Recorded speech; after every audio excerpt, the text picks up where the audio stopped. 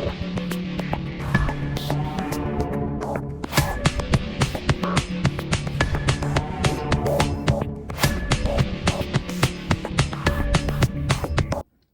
YouTube land, Curtis here, coming back at you with another action figure review, and today we're having a look at yet another one of the Jurassic World Rebirth, the Mattel Jurassic World Rebirth, that is.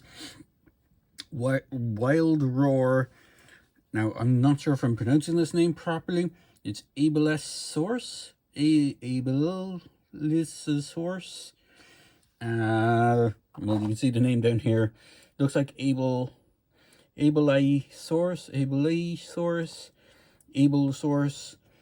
I am probably butchering the name, but this is one of the newer wave figures that I have seen. I hadn't seen this guy before.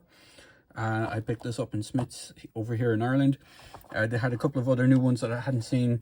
If I flip around to the back of the box, you can see it showcases the creature within and some of the features it has. It has a brief description about the app, and then it shows some of the other ones. The only one I recognized the name on was the Ankylosaur, which is quite a cool, interesting. I think it's a reissue of the previous Ankylosaur, but maybe with a different action feature function. But it looks like the similar sculpt to the previous ones. It has this orange head paint app, which is quite interesting. And then there's two other ones. One's is a Ceratopsian or Ceratops, which I'm not sure the name of. It's not one of the standard, Triceratops, Styracosaurus, or one of those. It's a different one. And then there's another carnivore, that a theropod kind of carnivore that looks similar to an allosaur kind of style with the three-clawed fingers, kind of similar to this guy. So if I move the box away, we shall see the guy within. Now I'm going to try and keep this review short and sweet, since it's only a fairly simple, it's only a single dinosaur review this time around as opposed to multi-dinosaurs. Now I will say there is some assembly required when you get this guy. His tail from here, as you can see where the join is actually a separate piece. So that is separate in the box. So just be wary when you are buying this guy. The main dinosaur itself is strapped down to the box. So just and the tail is behind the plastic packaging. If you're missing the tail, then it might be there, or if not, it may have been removed. So just keep an eye on that. But from tip of snout to the tip of the tail, he is around 12 inches, just around a foot in length. I'm going into his more kind of natural standing position, which is this, and the highest part is this ridge here on the back of his neck, or on the back of its neck, and that is around 5 inches. You can stand it up a bit taller, and it does kind of move its head taller when you do the action feature, but for the default kind of standard setting, it is just a kind of 5-inch height. Now you do have that long length, so shelf space being, if you are tight for shelf space, just be wary of that. Once the tail is plugged in as well, it's not intended to be unplugged or removed, so that is another thing just to be wary of. Now it is a kind of interesting color pattern. I really like the color scheme on this. It has this red, I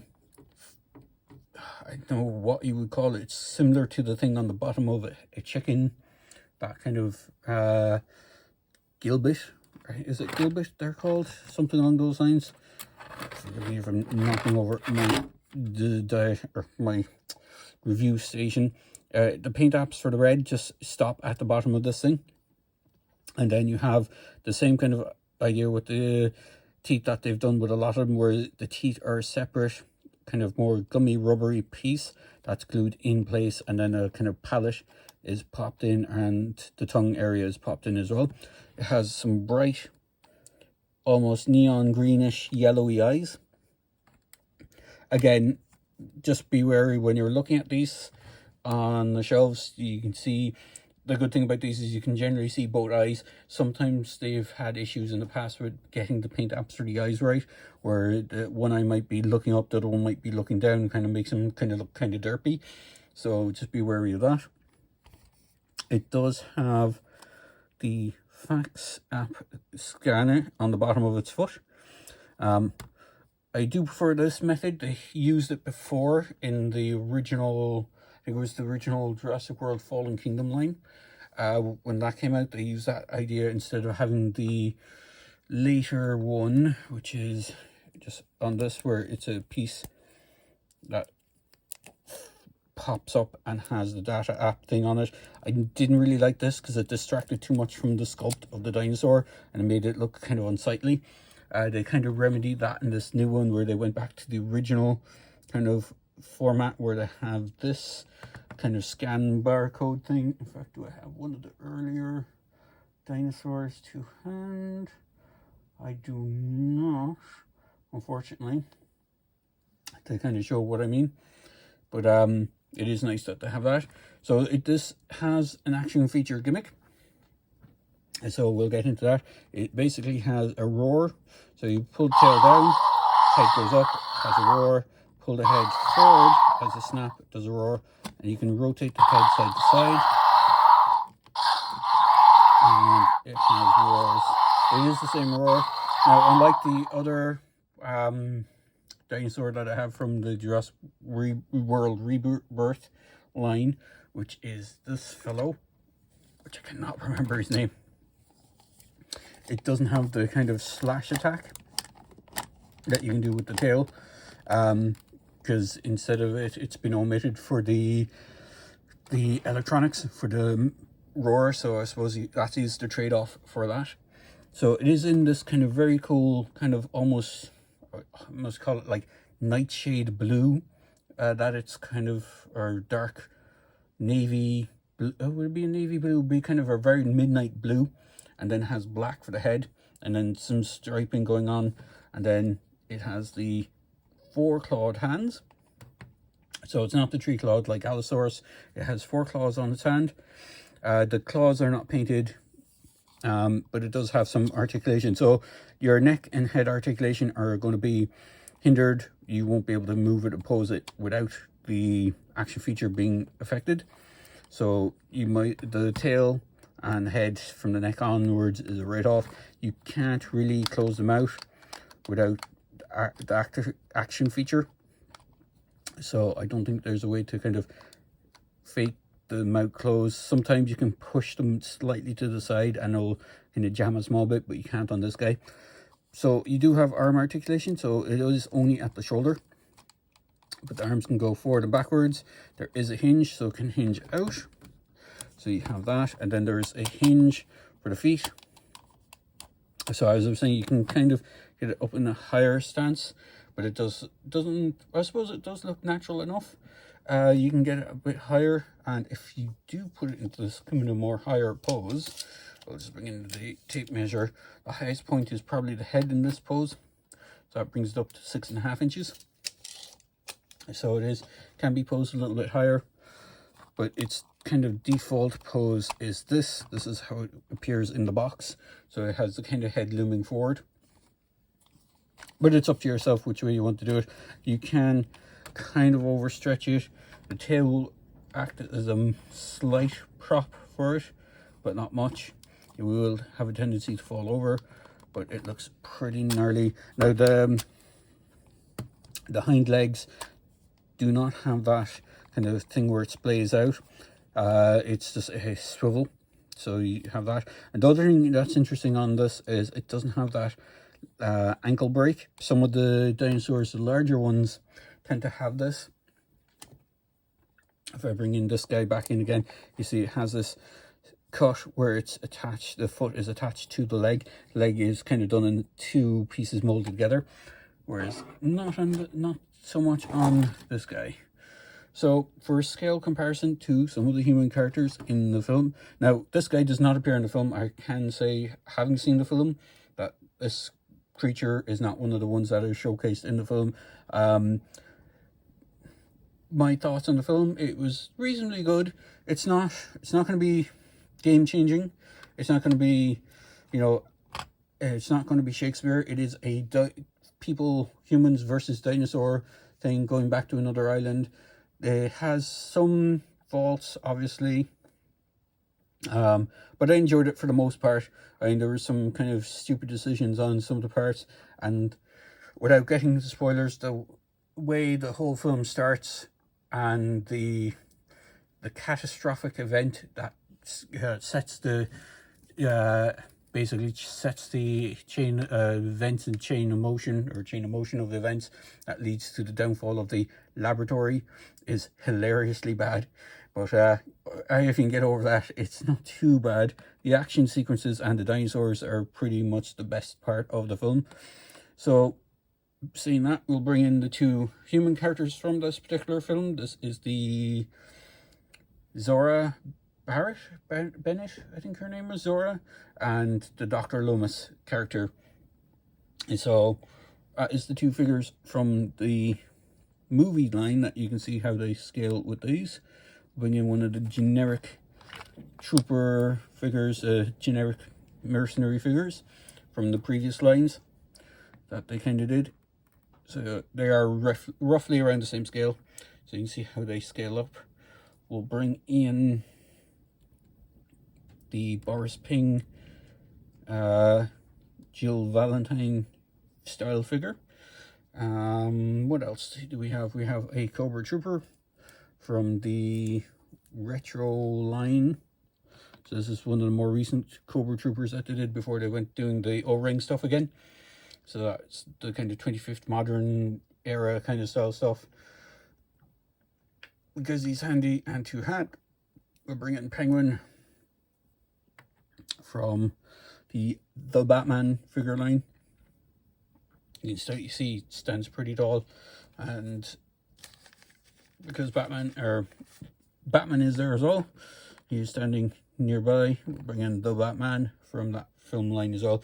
The Spin Masters Batman figure lines are kind of 4 inches, which is kind of more in scale with the G.I. Joe figures, whereas these guys are more 3 3/4 inch. So it depends on your size preference for humans. There's 1 to 18, which is kind of 4 inch, and then there's 3 3/4 inch. Actually, because I have him here as well, it's another Batman style figure, but this is one of those Chinese model kit ones. Is the Red Hood from the Arkham games. So let's bring them in. So you can see they do scale slightly different across the board. Poor Zora is kind of dwarfed by some of these figures. As you see, proportions are kind of a bit hit and miss on some. Sorry. Well, one more. Joy Toys, April O'Neil, who is more closer to the kind of 4 inch scale than the 3 3/4. So there is a kind of brief look at some of the different scalings for these guys. It is a very nice sculpted dinosaur. Again, butchering its name, the Abelisaurus, I think it is, Abelisaurus. I am really bad with that name for some reason. I'm sure someone in the comments might be able to give me an indication of how it's supposed to be pronounced. But it is very nice. I do like it. Out of the ones I saw and I was going to pick up, I went with this one first because I just like the look of it. I like that kind of weird, kind of under chin, grommet-y thing, whatever you want to call it. It's kind of an interesting touch. Obviously, the fossil record for it probably doesn't have that on it, but they kind of went with artistic interpretation kind of type thing and kind of added their own spin to it. Because I know, like, even it kind of reminds me a bit of was it Concavinator from the Jurassic line. If I have one, do I have one to hand? I do. I'll just bring it in.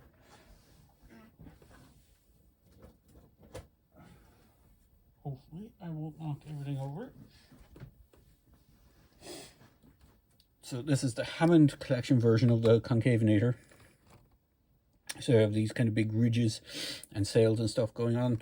So it kind of makes them look a little bit more visually appealing or visually interesting when they kind of do stuff like that on some of the dinosaurs. They don't just look like the same bog standard kind of theropod carnivore over and over and over. So it kind of breaks them up a bit and gives them something else to look at. So This guy is quite a nice sculpt. I do like the head. It's that kind of short snout, kind of a Rex style snout over the kind of more triangular like snout of this guy. So you have that as well. It's more of a short bulbous head, which kind of looks cool. So overall, I do like this guy, and I'll throw a link in the description below to the Smith's site. Hopefully you'll be able to pick one up if you want to. Well, if you're in Ireland, you should be able to get them. Yeah, shipping them internationally, I do not know if they do that, and there's a few different Smith's sites for the European countries. You can change it on the website to a specific European country. It may or may not be in stock there, so it is hit and miss sometimes with Smiths, but hopefully you might be able to track one of these guys down for if you want to get one. I'll just move this guy out of the way so you can see him again. So overall, nice figure. I don't particularly care too much about the roaring stuff. It's more the sculpt of this guy is what I went from. So overall, it is a nice figure. So I'm going to wrap it up here, guys. Hope you enjoyed this quick video review, and as always, please drop a like. Please feel free to comment on the video and share the video with anyone who you think might be of interest to this, so I can get those numbers moving and get more wider, more fan base, because I do appreciate it, and get my videos out there. So cheers, guys. Thanks for watching, and have a great day wherever you are.